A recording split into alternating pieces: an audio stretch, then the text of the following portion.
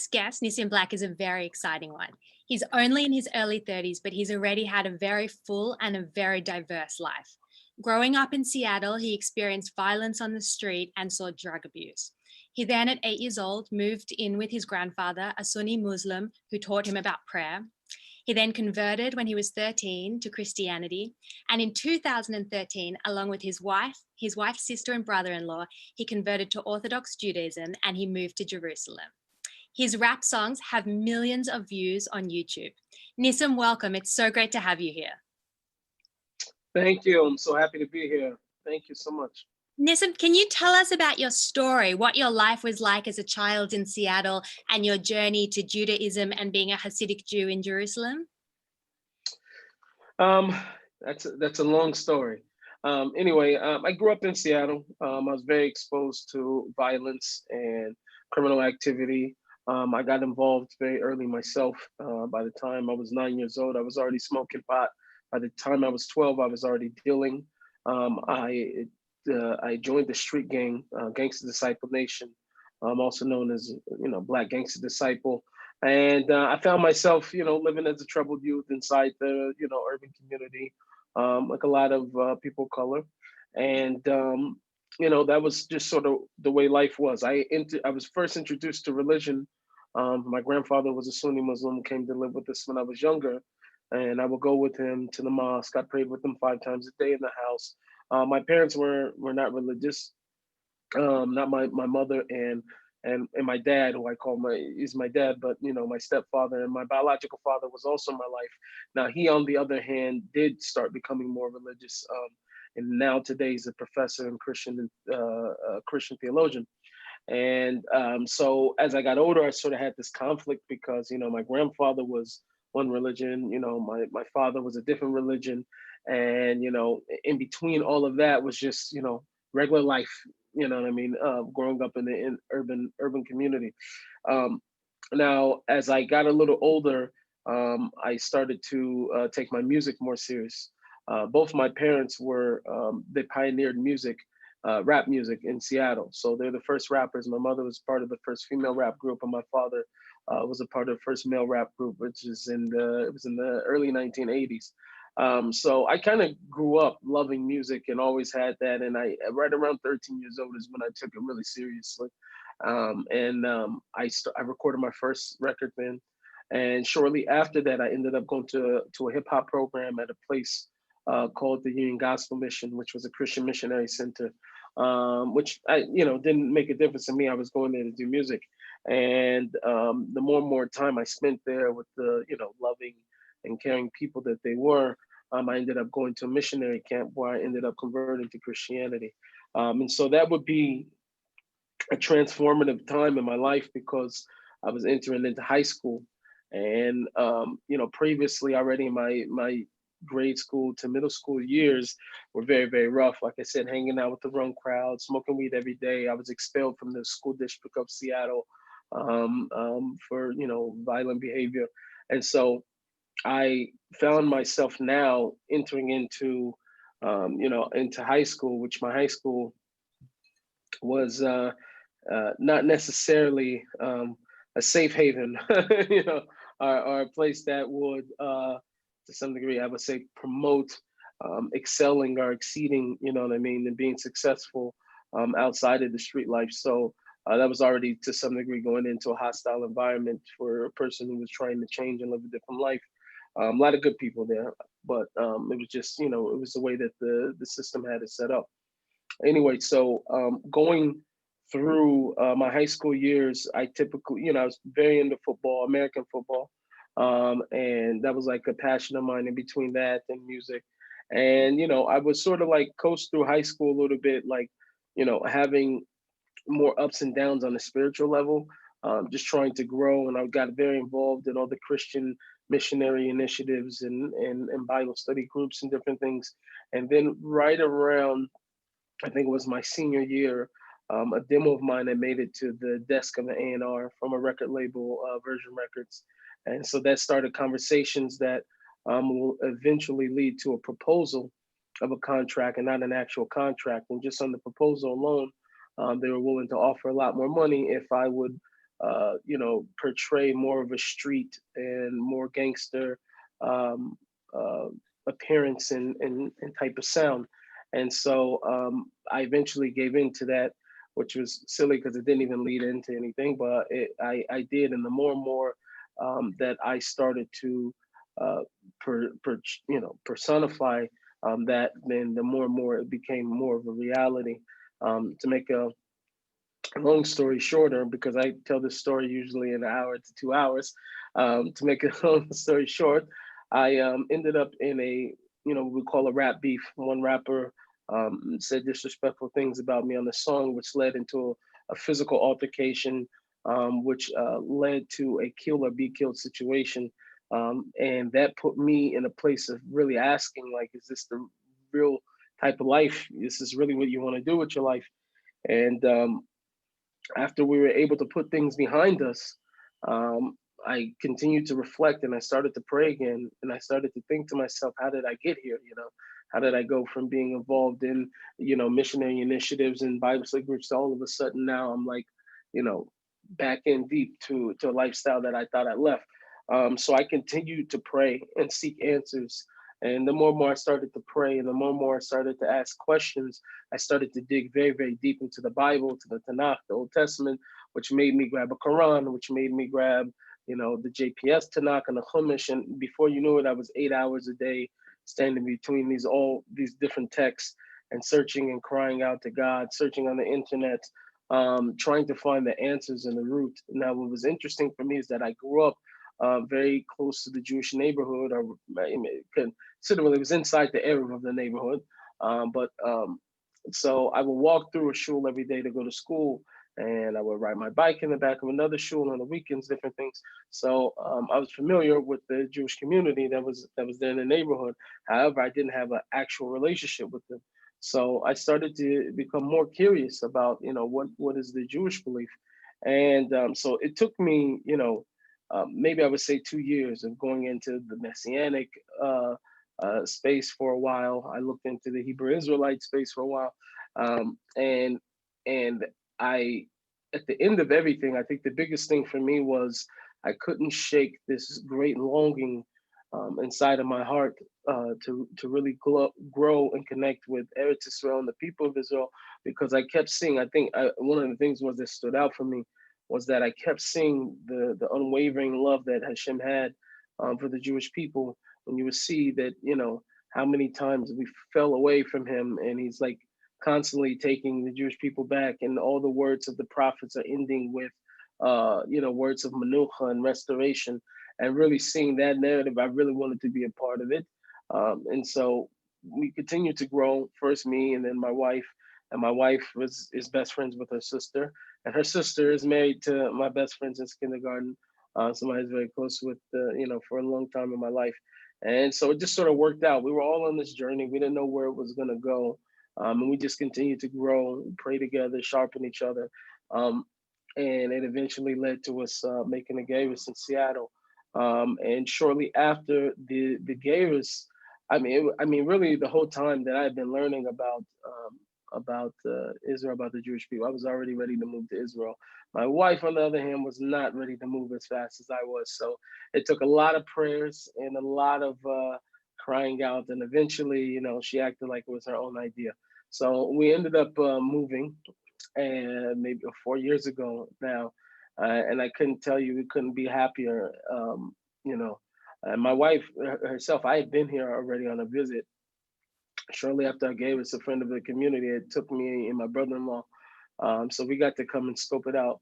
But my wife and my sister-in-law, they moved sight unseen, never been here, didn't know the language, didn't know anything. We like really moved on Emuna, like real faith. Like we didn't have an apartment. I told Nefesh for Nefesh we were gonna move into one place. It didn't happen. We knew long before we got here. We had to find an apartment after we got here. My brother and sister-in-law, they moved with no clothes. The clothes they had on the back, that's how they came. Like we really put our heart into it, and thank God we, very, very happy. I've heard you say that when you moved to Jerusalem, you felt that even the air was different. Are there any things that you miss about your hometown? You mentioned that you grew up in a Jewish area without knowing that much about Judaism. but after learning and studying, you wanted to serve Hashem in authenticity, so you did the Orthodox conversion. Do you feel like you have been accepted by the Jewish community? Absolutely, by and large, for the most part, for sure. I feel like I've been accepted, especially in Seattle was the best place for us because people are, the Yidden Jewish people are, there's the places that they are have hashpah in them. Seattle's a very welcoming, very open and loving place. I'm not gonna say that, like I said, we'll probably get into that a little bit later about what's underneath the surface, but there's definitely a love, of all people preached, taught, and fought for in Seattle, Washington. So the fact that we were there, I feel like that the Jewish people were there in that space was the best place for us to actually go, feel love right away, feel accepted, and to be able to experience a chesed and kindness that we never experienced before, for sure. You've mentioned that your father is one of your greatest supporters. Are you still in contact with other people from your previous community? For sure, for sure. I have been over the last 2 years or so. I went back to go shoot a documentary. Israeli TV brought me back. For me, I was a bit nervous. I don't know what people think or feeling or what, so, but being able to go back and, connect with, my brothers and sisters that are my family members, that was big for me. It was very, very big for me. And even my boys, from the neighborhood, it was very good to connect with them, and we've been in touch ever since. Like I was just messaging with one of my childhood friends just yesterday, and yeah, so I'm very much so like connected, even more so now. That's amazing. Now, I've also heard you say before that you can relate to a lot of different people because you've actually experienced their lives, which most people haven't done. So they're coming to it from a place of not understanding it in the same way that you can understand it. At this Right. current time of unrest and conflict in America, the place that you were born and you were raised, how important do you think it is to try and see the world through other people's lives? Do you think maybe that's the answer to a more peaceful coexistence? I believe that is completely the answer. I think one of the things that you said, and it's dawning on me even more as I say this, I've said it before in a different setting, but I think you're right. I've lived that life and I feel very strongly, just as much as I'm in love with Hashem and I'm in love with Yiddishkeit and with Yidden, I've been a Muslim before. So to hear a person who's never been a Muslim talk about, the Muslims and what they believe and all that, you never been one, so you don't know. You know what I'm saying? To talk about the African American community and what, oh, this is not real. Well, you never been one, so you don't know. Just like they don't know what it's like to be white in this day and age. You don't know what it's like to be black. And I haven't been white, but I definitely have been in multiple circles as you know what I'm saying, from being a Christian, from being in the streets and breaking the law, all the way to being a law abiding tax-paying citizen. I've been that guy also. So I feel like for me, nobody has a monopoly on the truth. You know what I mean? It just doesn't work that way. The only truth really comes from Hashem, and the the less that a person is plugged into the truth to Hashem, the less and less truth that you have.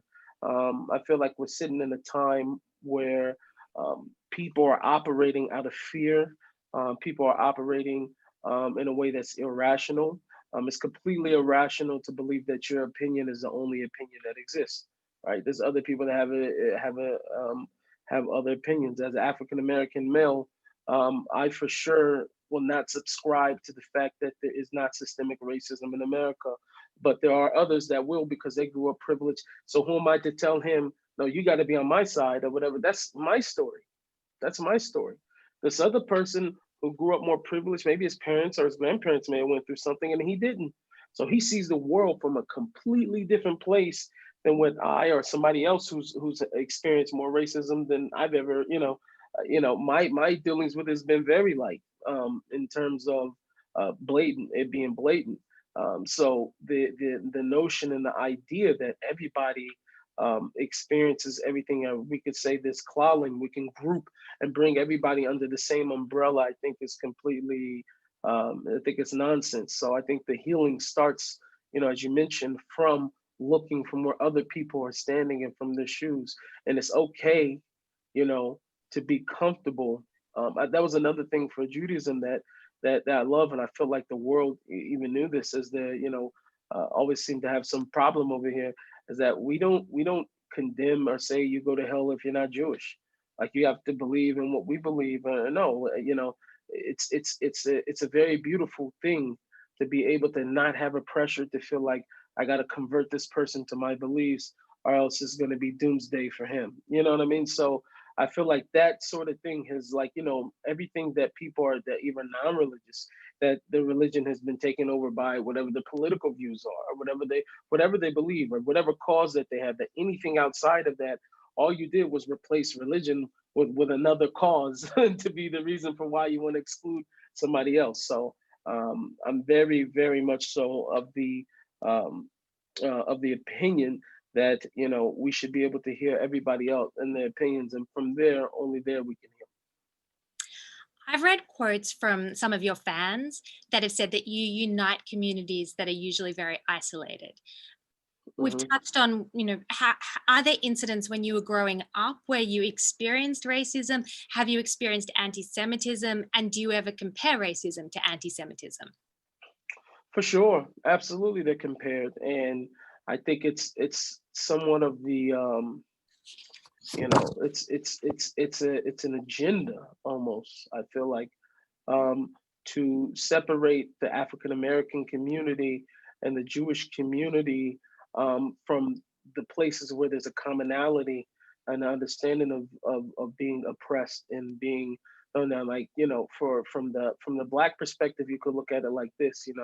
Um, First, let me answer the question. I've experienced both. I have been racially profiled, typically from SPD Seattle Police Department. I was arrested. My first time I was arrested, I was 13 years old, and I just happened to be. The truth was, I was with guys that were criminals. I wasn't a criminal, but I was with guys that were criminals that do crime. So I did get arrested and I got grouped in, but they also let me go because the people that were the suspects, I mean the victims, actually pointed me out and said that I didn't do anything, so I ended up walking. But I later on ended up with a warrant because of the justice system there. The prosecutor wanted to, or whoever wanted to, bring me back in, maybe for questioning or different things like that. And in the meantime, my house had burnt down, and I had to live outside the city that I was in until the house was rebuilt. We did have insurance on the house, thank God, so it ended up getting rebuilt. So by the time, a couple years later, I had never known that I was summoned to court or that I had a warrant for my arrest. By the time I was arrested, I would have never been caught hanging out with the guys that I was with. By this time, I was already involved in the Union Gospel Mission, Christian and faith ministries, and different things like that. So by the time they got me, and I went to actually do time, it wasn't long. A few days I was in juvenile hall. I was already a transformed and different kid completely. Let alone the fact that the original thing I had nothing to do with. So and the amount of love and support that I had from the community was amazing. Shortly after that, I ended up getting arrested again for truancy because I wasn't my attendance at school wasn't up to par, which they were putting people in jail for. But it wasn't like I missed all my days of school. I just came late. I was a senior. I was finishing up my last year. I didn't have to my other classes. It didn't matter if I passed or failed them or whatever. I was being a little lazy or whatever. I ended up going to going into custody behind that, and being on the other side of the neighborhood and getting pulled over because we were not the color of everybody else inside the neighborhood was clearly because the cop told us he pulled us over because he didn't think we had insurance. But you only know if a person didn't have insurance if you check their insurance card, right? So these type of things, yes, I've experienced them. Systemic racism. My high school that I went to, that I mentioned to you, we didn't have books. At least for the first 3 years that I was there, of the 4 years, we didn't have books. We were passing around packets, right? There were other schools. We were last in the district in test scores. We had the lowest scores in the whole entire city without regular textbooks. And not only that, we had brand new football uniforms and basketball uniforms, brand new court, brand new stadium, brand new everything in terms of sports, which we really did excel in. We we're really great in sports. but that's where the funding went, and it didn't go towards textbooks and furthering our education. So we got to see that also too, which I think would take, was a major part, which is a predominantly African American school. I could count on a hand and a half of how many European or people that were white that actually went to the school. So as opposed to where obviously the opposite was happening in other communities. So I have experienced it from that standpoint. And on the other end, I would say like this, enduring that and going through, I've had people throw eggs on me because I was Jewish. I've I've had to endure numerous of emails. I mean, you could just go through some of even the comments I get on YouTube from people that have problems with Jews and different things and spew that and disrespected because of Judaism, both also in Seattle and then also when I came into Israel, and things I get sometimes in the street walking in New York. So I definitely have experienced both. Now, the interesting thing about it is, like I said, the commonality between the two is really, really amazing because, I was talking to somebody the other day and they're just like, well, how can you really say oppressed? And they said, well, listen, my grandparents were Jewish, right? They came over here from Europe and it was also hard for them when they got here in America. People didn't treat Jews so great or whatever. So I said, well, listen, for you to go from that, for your grandfather to build up something that would lead to generational wealth for you and your family, that was only from what? How many years? 50s, maybe 60s, something like that. We've been here since 1619.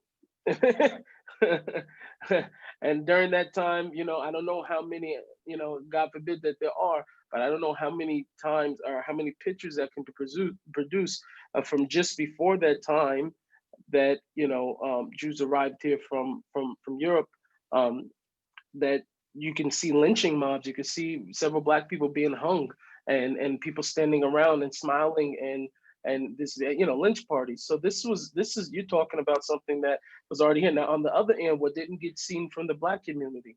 Black community, you're in your own oppression. You don't see that 6 million Jews were just slaughtered in Europe and came here as a place of refuge. You don't know what the conditions were like. Every Jew was not wealthy in Europe.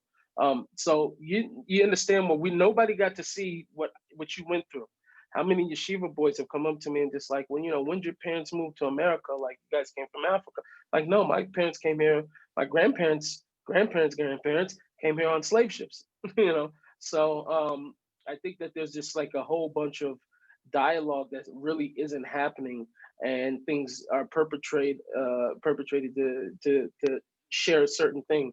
The African American story completely is showed to be one of violence, lack of education, lazy, whatever other stereotype that you have, right? And now with the new propaganda and everything else is going on, well, who owned the slave ships? Jews. These were all owned by Jews. You see, understand? So it's like I could play these two sides of these two different minorities against each other, because guess what? Just because 10, 20, 30 people get caught stealing or doing something that incriminates them doesn't mean that's what Black people are.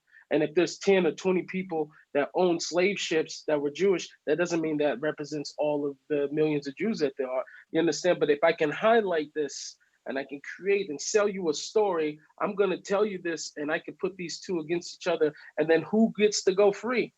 The same people that enslaved and killed Black people and oppressed and killed Jewish people. They get to go scotch free. No, we're on your side. No, we're on your side. You understand? So I feel like there's more to it, and more needs for grounds of conversation to be able to see from the eyes of where other people are coming from. And let's hope that that dialogue can happen.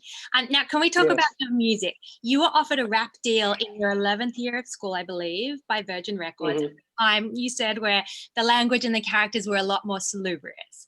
And then the altercation with your rival rapper is what led you on a journey of self-discovery and speaking to him and it not ending in a potentially tragic way that it could have. Now you've been credited with revolutionizing rap music and with filling it with lyrics of hope and prayer and salvation, and also bringing rap music to Orthodox Jews. What life messages are you going to share with your children, and what life messages would you like to share with us here? I think the biggest thing for me is that is the absolute need that the soul has for its connection with Hashem, with the Creator. And I say that for all people, all backgrounds, all that. And I say to my children, my kids, thank God, are able to go to Chedarim schools where they're able to learn about the fundamentals of Judaism. My boys they're learning Torah, they're going to learn Talmud, they're going to learn, Gemara, different things, and they will expand in those areas. And that's what we expect of our educational institutions. But one thing that they cannot give them and will not be able to give them is the panemius of the Torah, the inner part of it, which is all based on the connection and being bound up with the Shem. So that's the main thing that I try to give to my children, and that's what I tried to give to Klal Yisrael. That's what I'm trying to give to the world. Abdul, is that that's the main thing, because even like I said, we were just discussing the last topic, the only person that can identify with everybody more, obviously I put myself in that position, but I'm saying even greater than that is God Himself, And I feel like, the real answer to a lot of these things is for a person to really turn and increase themselves, increase their spiritual state of mind, have an expanded consciousness, because everybody's only talking about what they're going through from some other experience, right? So even if I was to talk to you, and we were to continue to speak on, whatever the problem in America or the problems here in Israel or in Australia or whatever, right? I have to glean and take so much information from other people's experiences and other people's news in order to be able to give you something that's called educated, right? And I may talk about what I myself experience also too, but the truth is the only thing that I really have a handle on and really know very well is what I experienced, not what everybody else said. They said, because I would have to agree and believe that every single other person out there is telling the story exactly what happened, or So I feel like not having Hashem, and not having that connection with Him, the emes, is something that stirs us in a path of disagreement and uncontention and confusion. So that's my message from the world. Is that the main thing is to be connected with God. Do you talk to your children about the current situation in America now? Absolutely not. My kids have no idea what's going on over there. They have zero connection to it. Yeah, for sure not. I mean, my eldest she just became bat mitzvah. She's 12 years old. So she's worried about her bat mitzvah party after Corona. So like that, that's the extent. After her, I have an 8-year-old. I don't feel like this is anything necessary for them. I mean, once you have Hashem, you have all. So I think that that's the most important message for them. As long as I can give them the proper filter system, that when they do become more exposed to whatever, I don't know where the world will be by the time they're old enough to really be able to digest these things, but hopefully they'll have the proper filter system. They'll have, the right eyes to look at things from. Now, as we conclude our conversation, we're going to play one of your recent songs, Motherland Bounce, which I believe has 4 million viewers on YouTube. Yeah. That's amazing. Yeah, Congratulations. Can you tell us the story behind Motherland Bounce? Motherland Bounce, it was inspired behind, even some of this conversation I'm having with you, is that, I'm very, very proud to be who I am as an African American. And I'm proud of my lineage and that does not conflict with the fact that I'm also extremely proud of my Jewish inheritance, everything I've inherited, obviously from Avraham Avinu and from Klal Yisrael. My inheritance is a share in Klal Yisrael, but I'm very, very proud of that. And I wanted to be able to say that unapologetically to the world, that, what I'm saying, I am a minority within a minority and another minority. I'm Hasidish, I'm Breslov, I'm, what I'm saying? You could keep pushing me down, I'm figuring out some other way to make myself a minority.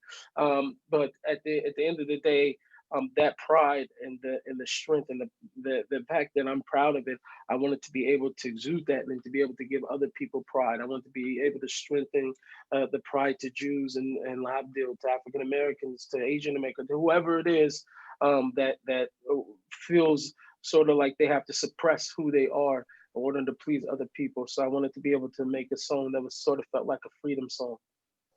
Amazing. So we're going to listen to it. And when things become a little bit more normal and travel becomes possible again. We hope that you will be in Australia and that we'll be able to actually hear you live. Oh, I would love to. That, over the years, there's been a lot of threats to bring me to Australia. They have not happened yet. So I'm waiting for my chance. Well, let's hope that chance comes soon, because I've also seen a lot of clips of you performing live. Electricity is amazing. So I hope that is very, very soon. And we're going to play Thank you so much. now. Thank you so much for joining us. Thank you. Thank you.